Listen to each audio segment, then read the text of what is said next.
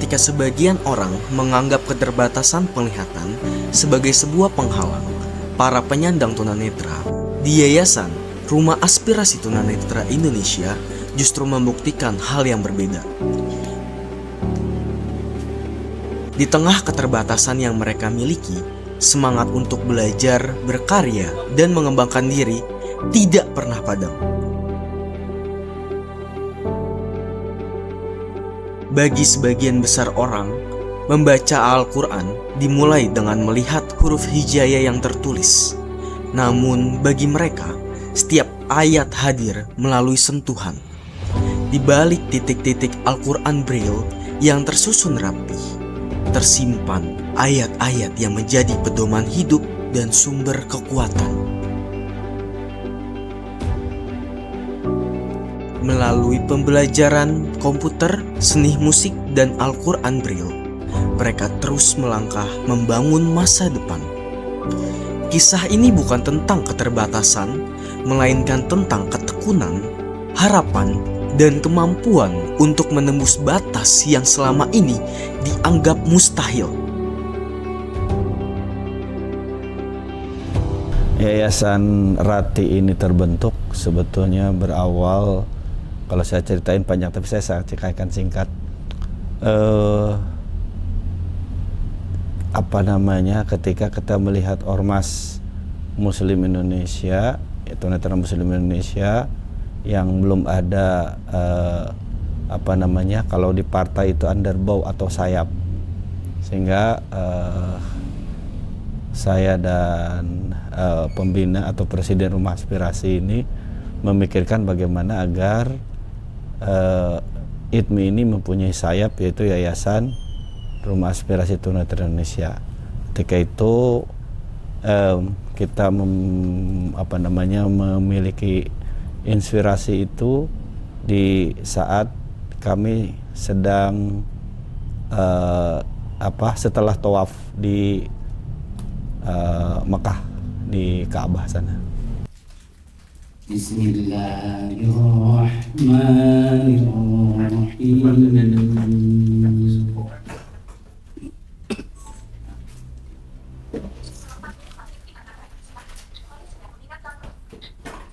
Ya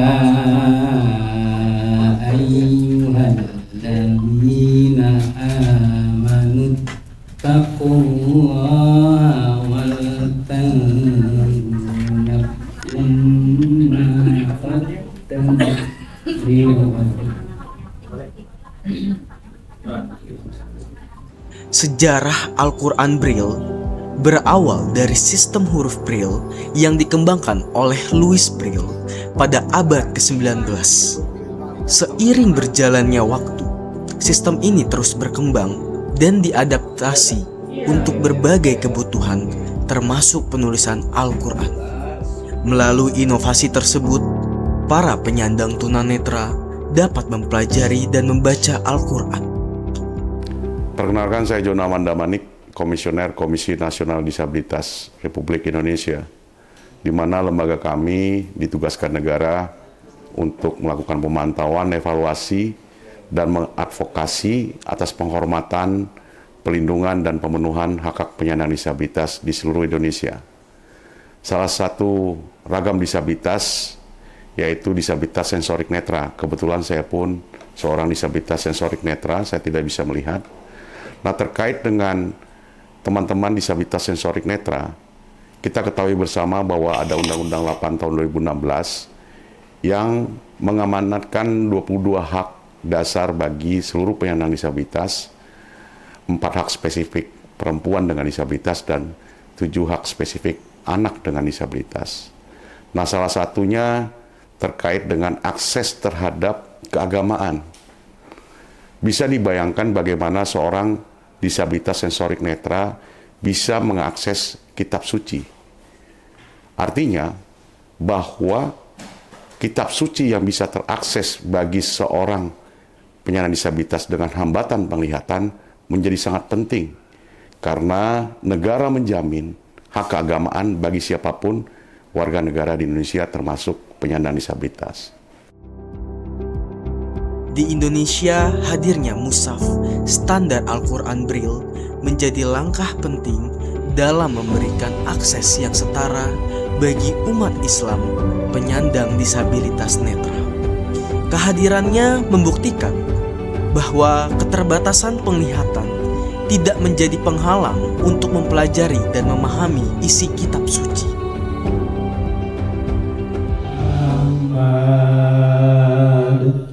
Sallallahu alaihi wasallam. Sallallahu ala Muhammad. Ketika menyeberangi Laut Merah, kata Nabi, kitalah yang lebih berhak terhadap Nabi Musa. Oleh karena itu, tahun depan saya akan berpuasa di tanggal 9 dan tanggal 10. Kemudian tanggal 9 dan tanggal 10 kemudian menjadi syariat untuk puasa di bulan Muharram. Ya, alhamdulillah saya mulai belajar Al-Quran dengan cara meraba Al-Quran Braille. Sebelumnya saya memang tidak tahu ya ada Al-Quran Braille. Saya kira Al-Quran itu hanya tulisan biasa aja.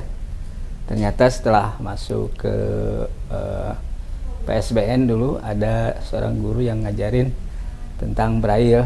Saya mencoba meraba dari huruf hijaiyah satu persatu ya, dari abjad hijaiyah alif sampai ya gitu.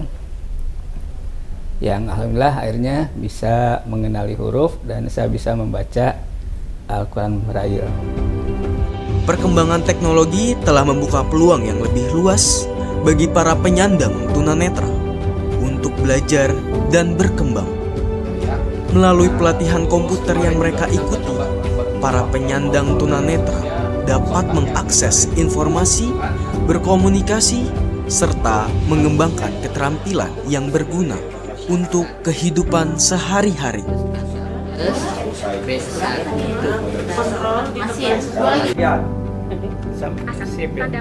Itu ada plus terus masa sama dengan ada 10 ada plus. Iya itu dia. Tapi sama dengannya udah dihapus belum? Udah. Ya udah terus B2. Oh salah nih rumusnya Pak. Rumus yang salah berarti.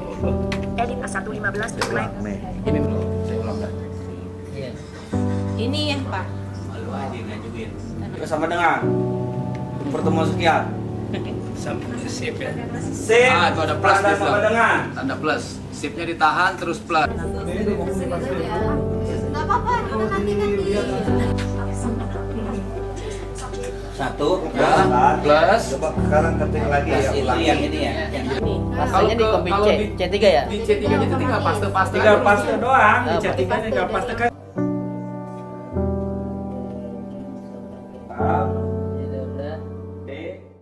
Jadi metode pembelajaran di kami itu lebih banyak prakteknya daripada teorinya, dan semua yang dipraktekkan itu harus diperagakan satu persatu. Jadi misalnya ketika mengajar Al-Quran Braille, nah ini juga ada metode yang bukan metode tapi ada cara yang berbeda, karena tunanetra itu ada yang dia tunanetra dari kecil yang memang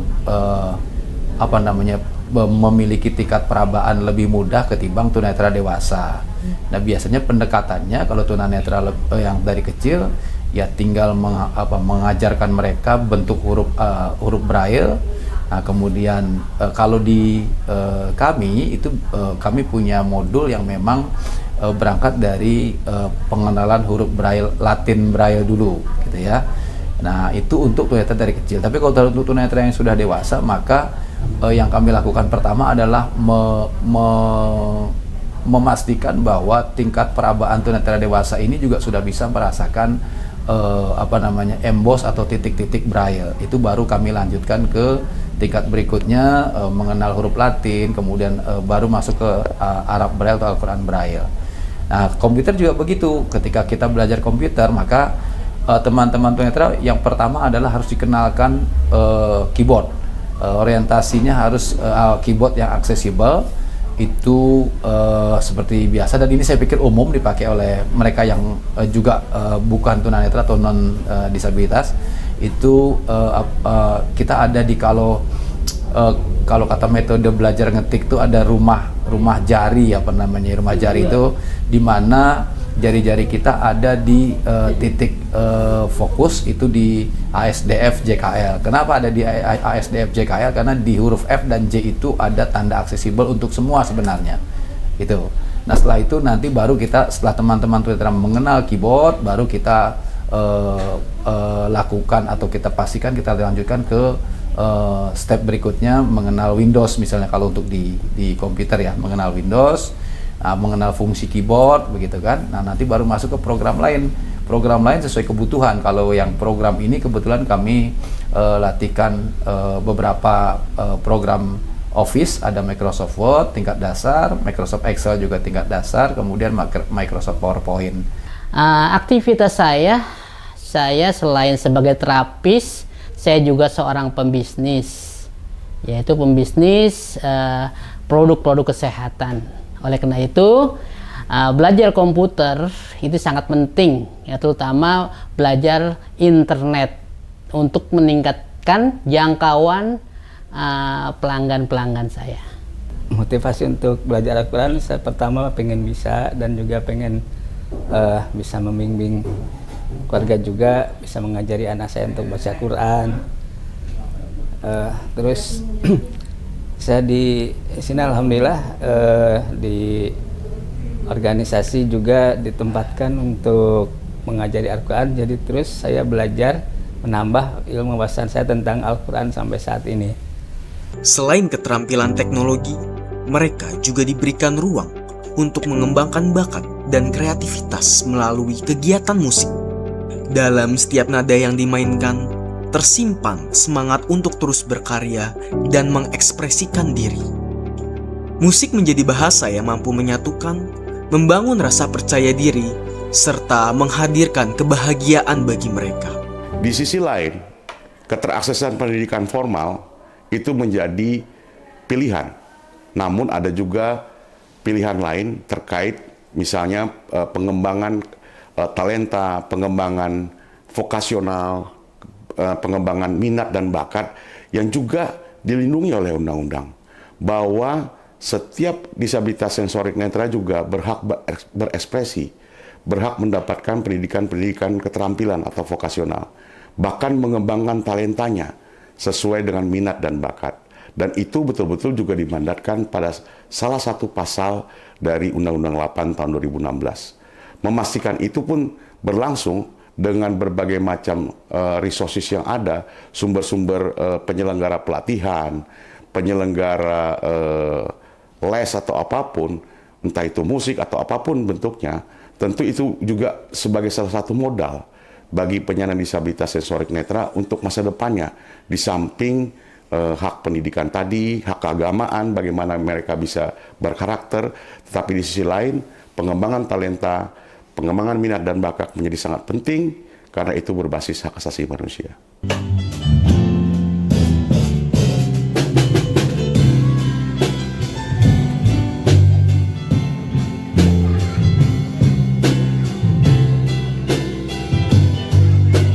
Keterbatasan penglihatan mungkin membuat mereka tidak dapat melihat dunia seperti kebanyakan orang.